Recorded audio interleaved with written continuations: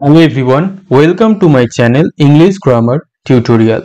আজকে আমাদের English mixed question practice set class number 11। এর আগে আমরা 10টা প্র্যাকটিস সেট করে নিয়েছি, তোমরা যারা দেখোনি অবশ্যই দেখে নেবে। তোমরা যারা আমার চ্যানেলে নতুন তাদেরকে আমি বলে রাখি যে ইংলিশ গ্রামারের প্রত্যেকটা কনসেপ্ট একদম A to Z আমার চ্যানেলের প্লেলিস্টে করানো আছে। তোমাদের যার যা টপিক প্রয়োজন সেটা কিন্তু তোমরা আমার চ্যানেলের প্লেলিস্টে গিয়ে দেখে নিতে পারো।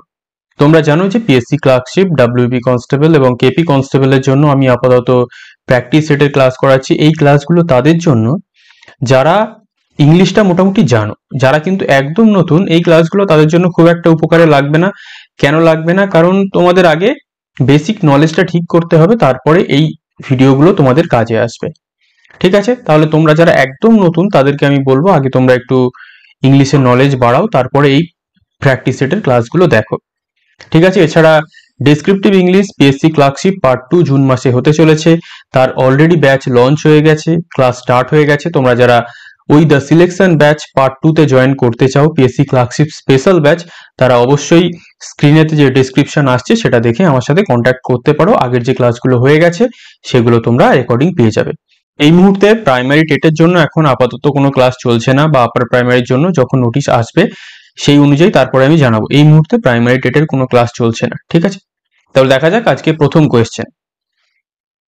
প্রথম কোয়েশ্চেন কি বলছে? Dutch people dash high walls around Holland's coast. তাহলে ডাচ পিপলরা বা যারা হোল্যান্ডের লোক বা যারা ডাচ পিপল, তারা কি করেছিল? হোল্যান্ডের যে সমুদ্রের যে ধারগুলো ছিল সেখানে উঁচু উঁচু দেওয়াল কি করে দিয়েছিল? Have made present perfect, have been making present perfect continuous, were making past continuous. তাহলে কি তৈরি করেছিল? পাস্ট সিম্পলে আমাদের করতে হবে। পাস্ট কিসে করতে হবে আমাদের? Past simple, as simple as that. তাহলে কি অলরেডি ডাচ পিপল যারা ছিল তারা হোল্যান্ডের যে সমুদ্রের যে তীরগুলোতে ছিল সেখানে বড় বড় পাঁচিল তৈরি করে রেখেছিল। তাহলে কোথা থেকে হয়েছে? মেড, মেক থেকে এসছে। তাহলে টেন্সের কনসেপ্ট থেকে এটা এসেছিল। ক্লিয়ার? নেক্সট, এটা আছে modal auxiliary. I am so strong I dash do 50 push আপস অ্যাট এনি টাইম। আমি এতই শক্তিশালী যে আমি যে কোনো সময় 50টা পুশ আপ দিয়ে দিতে পারবো। তাহলে একটা আছে ক্যান, কান্ট, কুড, কুডন্ট। তাহলে আই অ্যাম স্ট্রং দেখে বোঝা যাচ্ছে এটা প্রেজেন্ট টেন্স, তাহলে আমাদের কুড আর কুড নট এটা আমাদের হলো না। তাহলে আমি এত স্ট্রং, তাহলে কি আমি পারবো না? না পারবো। তাহলে ক্যান মানে কি? অবশ্যই পারা, মোডাল অক্সিলারি। আর আমরা কি জানি? ক্যান হচ্ছে একটা মোডাল অক্সিলারি, তারপরে মেন ভার্বটা সবসময় ভার্বের ফার্স্ট ফর্মে বসে। এই কনসেপ্টটা তোমরা কিন্তু সারা জীবন মনে রাখবে, বেশিরভাগ সময় কিন্তু এই কনসেপ্টে আমরা ভুল করে বাড়ি চলে আসি। ক্লিয়ার? নেক্সট, কি বলছে? Had he not reached in time, সে যদি সময় না পৌঁছতো, he will have missed a golden opportunity which comes once in a while, সে একটা সোনালী সুযোগ হাতছাড়া করে ফেলতো যেটা মাঝে মাঝে একবার করে আসে। তাহলে হ্যাড ই নট রিচড আমাদের কোন টেন্স? Past perfect. আর এটা কোন টেন্সে আছে? ফিউচার পারফেক্ট আছে তো। কিন্তু আমাদের এই উইলটাকে উড করে দিতে হবে। কেন করে দিতে হবে? এটা আমাদের পাস্ট পারফেক্টের ফর্মে হবে। এখানে একটা কনসেপ্ট আছে তোমরা জেনে রাখবে, উইলের পাস্ট ফর্ম হচ্ছে উড, সবসময় মনে রাখবে। ঠিক আছে, আমাদের মনে হতে পারে এটা ফিউচার পারফেক্ট, কিন্তু এটাকে আমরা পাস্ট পারফেক্ট হিসাবে বিবেচনা করি। এবং এখানে কনসেপ্ট কি আছে? এই হ্যাড হি নট, এটা অ্যাকচুয়ালি একটা কন্ডিশনাল সেন্টেন্স। কন্ডিশনাল সেন্টেন্সে আমরা কি জানি? একটা পাস্ট পারফেক্ট হলে পরেরটাও পাস্ট পারফেক্ট হয় কন্ডিশন অনুযায়ী। ক্লিয়ার? তাহলে এই কনসেপ্ট আমাদের মনে রাখতে হবে। কোথায় আমাদের ভুল আছে? অপশন বি তে আমাদের সঠিক উত্তর আছে, কারণ উইলটা হয়ে যাবে উড। ক্লিয়ার? নেক্সট, এটা হচ্ছে একটা voice change. She is putting many hours of work. তাহলে এটা আমরা দেখতে পাচ্ছি সি ইজ পুটিং মানে আমাদের কোন টেন্স? মানে আমাদের প্রেজেন্ট কন্টিনিউয়াস। তাহলে মেনি আওয়ার্স অফ ওয়ার্ক এটা হচ্ছে আমাদের অবজেক্ট, এটা আমাদের সাবজেক্ট হয়ে যাবে। তাহলে মেনি আওয়ার্স অফ ওয়ার্ক সব জায়গাতেই আছে, কোথাও আমরা ভুল দেখতে পাচ্ছি না। দেখা যাক, তাহলে এখানে কি আছে? Will be. তাহলে এটা নিশ্চয়ই আমাদের ফিউচার ইনডিফিনিট নয়, প্রেজেন্ট কন্টিনিউয়াস। আর বিং হতে পারে ইজ বিং, আর এটা উডটা আমরা কেটে দেবো আগে, কারণ এখানে উইলের কোনো গল্পই নেই। তাহলে আমাদের ইজ বিং না আর বিং এর মধ্যে কনফিউশন হতে পারে, কারণ দুটোই এক আছে। তাহলে মেনি আওয়ার্স এই যে অবজেক্টটা আছে এটা হচ্ছে একটা plural object.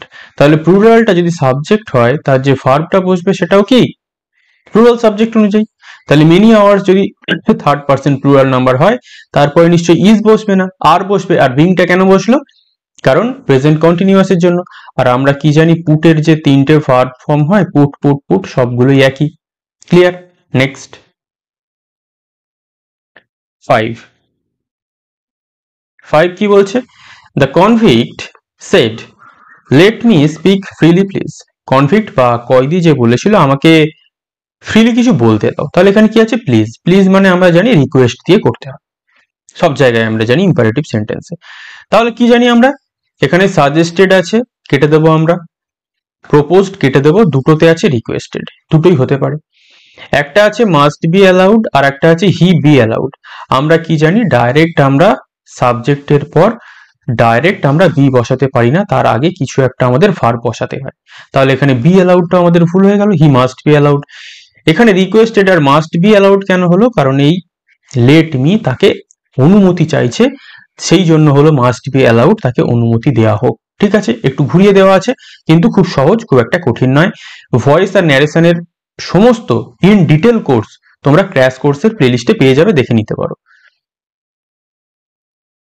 Next 6 I went to the house and found that the car's wheel was broken. আমি বাড়িতে গেছিলাম এবং দেখেছিলাম যে গাড়ির যে চাকাটা আছে সেটা ভেঙে গেছে।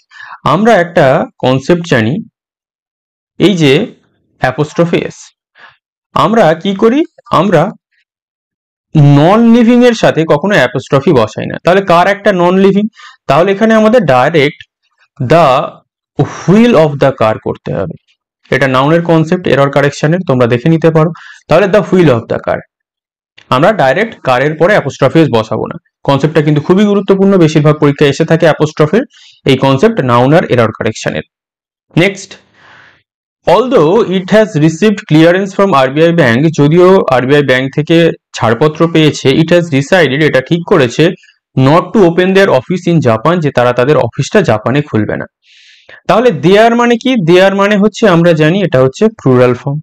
এখানে কোথাও এখানে আমাদের কি আছে? ইট আছে, ইটটা সিঙ্গুলার, তাহলে ইটের পজেসিভও কিন্তু ইট সি হবে, দেয়ার হবে না। তাহলে এখানে আমাদের এই দেয়ারে ভুল আছে। কোন কনসেপ্ট? এটা প্রোনাউনের কনসেপ্ট, অবশ্যই আমরা জানবো। Clear? Next, I was teaching in the classroom 8 কি বলছে? I was teaching in the classroom as a football hit the window, no error। তাহলে এটা একটা কনজাংশনের এরর আছে। আমরা কি জানি? আমি ক্লাসরুমে পড়াচ্ছিলাম, তখন একটা ফুটবল কি করলো? কাঁচের দেওয়ালে এসে ধাক্কা খেলো। তাহলে সেটা অ্যাজ হয় না, সেটা কনজাংশন কি হয়? হোয়েন হয়। মানে কি বলতে চাইছে? যখন, মানে অ্যাট দ্যাট টাইম, সেই সময়। আর এখানে অ্যাজ মানে কি? হিসাবে ব্যবহৃত হয়। তাহলে এখানে কনসেপ্ট মিনিং অনুযায়ী আমরা ঠিক করে নিতে পারি কনজাংশনের কনসেপ্টটা। নেক্সট 9 কি বলছে? The sun shone brightly dash our head. তাহলে সূর্য আমাদের মাথার উপরে একদম চকচক করে কিরণ দিচ্ছিল। তাহলে অন, ওভার, বিফোর, টুয়ার্ডস, আমরা কি জানি? সূর্য যখন মাথার উপরে থাকে সেটা আমাদের ওভার হয়। The sun shone brightly over our head. Clear? একই, একদম সহজ কনসেপ্ট।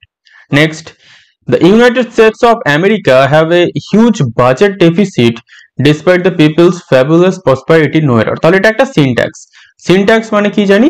সাবজেক্ট প্লাস ভার্বের এগ্রিমেন্ট।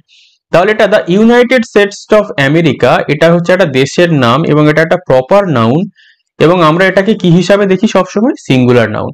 তাহলে সিঙ্গুলার নাউনের পর আমাদের অবশ্যই সিঙ্গুলার ভার্ব হওয়া উচিত, এখানে হ্যাভ কখনোই হবে না।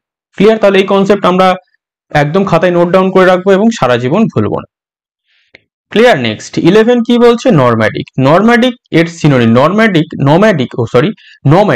নম্যাডিক মানে যাকে আমরা বলছি ভবঘুরে, বা সরি আমরা এটাকে করি যাযাবর, যে সারাদিন এদিক ওদিক ঘুরে বেড়ায়, যার কোনো বাসস্থান নেই। তাহলে ফাইটিং মানে যুদ্ধ করে, রেয়ার মানে কি? মাঝে মাঝে, স্ট্রেঞ্জ মানে অদ্ভুত, ওয়ান্ডারিং মানে কি?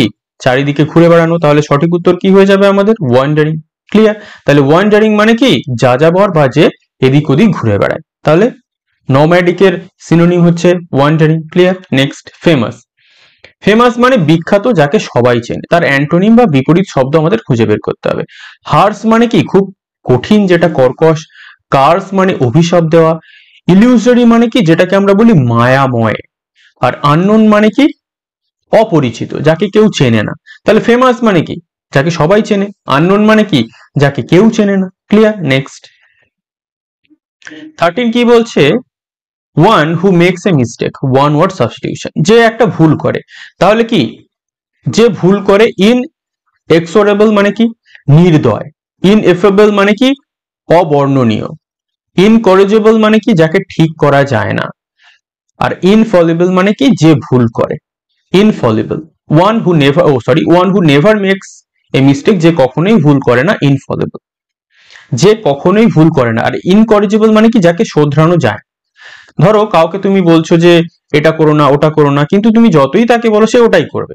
আর ইনফলিবল মানে যে কখনো ভুল করে না। অনেকেই থাকে অঙ্কে তো কোনো ভুল করে না, 100 পায়, এইরকম। Clear? Next the project advanced by leaps and bounds, প্রজেক্টটা খুব দ্রুত গতিতে বৃদ্ধি পেয়েছিল। লিপস অ্যান্ড বাউন্ডস মানে খুব র্যাপিডলি বৃদ্ধি পাওয়া। তাহলে সিম্পলি, সাধারণভাবে, শার্পলি তীক্ষ্ণভাবে, স্লোলি ধীরে ধীরে। আর র্যাপিডলি মানে কি? খুব দ্রুত। তাহলে যখন কোনো জিনিস দ্রুত বৃদ্ধি পায় তাকে আমরা বলি র্যাপিডলি। তার ফ্রেজাল ভার্ব কি? ইডিয়মস কি? Leaps and bounds, by leaps and bounds. Clear? Next 15 কি বলছে? Choose the correctly spelled word, এর মধ্যে কোনটা সঠিক বানান সেটা আমাদের খুঁজে বের করতে হবে। প্রত্যেকটাই কি? কমিশনার। কমিশনারের সঠিক বানান আমাদের খুঁজে বের করতে হবে। COMMISSIONER আর AR এর মধ্যে আমাদের সমস্যা হয়, কিন্তু আমরা কি জানবো? কমিশনারে কোনো এ নেই, লাস্টে ই বসে আর এর আগে। তাহলে কমিশনার দুটো এম। এম কত? এম এর স্কোয়ার। এস কটা? এস এর স্কোয়ার। ঠিক আছে? আর লাস্টে আর এর আগে ই। এইভাবে আমরা মনে রাখতে পারি। তাহলে আজকের ক্লাসেও আমরা 15টা কোয়েশ্চেন দেখলাম। যদি কারোর কোনো কনফিউশন থেকে থাকে তারা কিন্তু অবশ্যই কমেন্ট করবে। এছাড়া কারোর যদি কিছু মতামত থাকে, কিছু বক্তব্য থাকে, সেও কিন্তু অবশ্যই কমেন্ট করতে পারো। তার অবশ্যই কমেন্টের আমি রিপ্লাই করব। তাহলে আজ এই পর্যন্তই। সেট নাম্বার 12 খুব শীঘ্রই আমাদের দেখা হবে। Thank you for watching.